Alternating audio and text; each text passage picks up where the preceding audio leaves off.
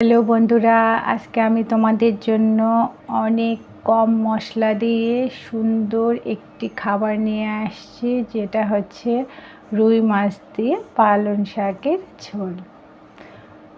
এটা দেখতে মনে অনেক সাদামাটা হলেও খেতে কিন্তু অনেক ভালো এবং অনেক হেলদি। দেখা যায় এখন গরম অনেকটা পড়েই গিয়েছে। এই গরমের মধ্যে দেখা যায় যে এই হালকা পাতলা খাবারগুলো যদি আমরা খেয়ে থাকি, এটা আমাদের স্বাস্থ্যের জন্য অনেক ভালো। যার কারণে আজকে আমি তোমাদের জন্য নিয়ে আসছি এই পাতলা ঝোলের একটা সুন্দর মজাদার রেসিপি। চলো তাহলে আমরা মেন উপকরণে চলে যাই। তোমাদেরকে আবারও আমার এই এসএস রান্নাঘরে আবারও স্বাগতম। আমি আনিশা তোমাদের জন্য নিয়ে আসছি রুই মাছ দিয়ে পালং শাকের পাতলা ঝোল। আমরা দেখো চুলার মধ্যে কড়াই বসিয়ে দিয়েছি এতে 5 ফোড়ন এবং দিচ্ছি তেজপাতা, শুকনো লঙ্কা এবং এর মধ্যে দিয়ে দিলাম কাঁচা লঙ্কা। আমরা কিন্তু পুরো রেসিপিতেই এটা কাঁচা লঙ্কা দিয়েই করব, যেহেতু এই কাঁচা লঙ্কা দিয়ে তরকারিটা খাওয়াটা খুবই স্বাস্থ্যের জন্য ভালো। যার কারণে আমরা এই কাঁচা লঙ্কা দিয়ে আজকে এই রেসিপিটি সম্পূর্ণ করব।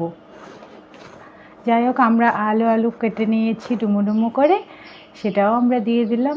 ফুলকপিটাকে সুন্দর করে পিস করে কেটে নিয়েছি এবং ধুয়ে নিয়েছি, সেটাও আমরা সুন্দর করে এই আলুর সঙ্গে একসঙ্গে দিয়ে এটা ভেজে নেব।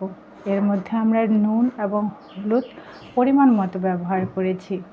দেখতেই পাচ্ছেন বন্ধুরা, আমরা খুব সুন্দর করে সুন্দরভাবে এটাকে ভেজে নেব। আপনারা তো জানেনই বন্ধুরা যে এএসএস রান্নাঘর মানেই স্বাস্থ্যসম্মত খাবার।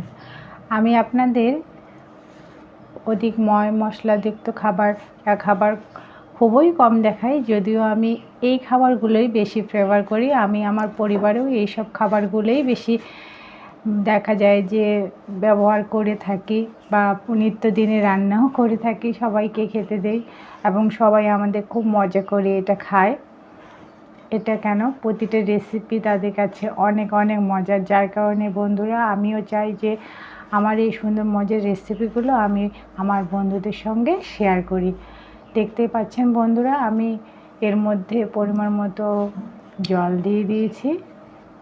যখনই দেখবো যে আমরা ওই আলুটা আর ফুলকপিটা কিছুটা সেদ্ধ হয়ে এসেছে এবং তার মধ্যেই আমরা জল দিয়ে একটু কষিয়ে নিয়ে এটা জলটা দিয়ে দেবো ঝোলের জন্য। এর মধ্যে পালং শাকটা আমরা ব্যবহার করেছি। এখন পালং শাকটা আমরা ঠিক রান্নার শেষ মুহূর্তেই ব্যবহার করব, কারণ শাকটা যদি অতিরিক্ত পরিমাণে সেদ্ধ হয়ে যায় বা গলে যায়, তাহলে কিন্তু এর টেস্টটা সম্পূর্ণরূপে আসবে না।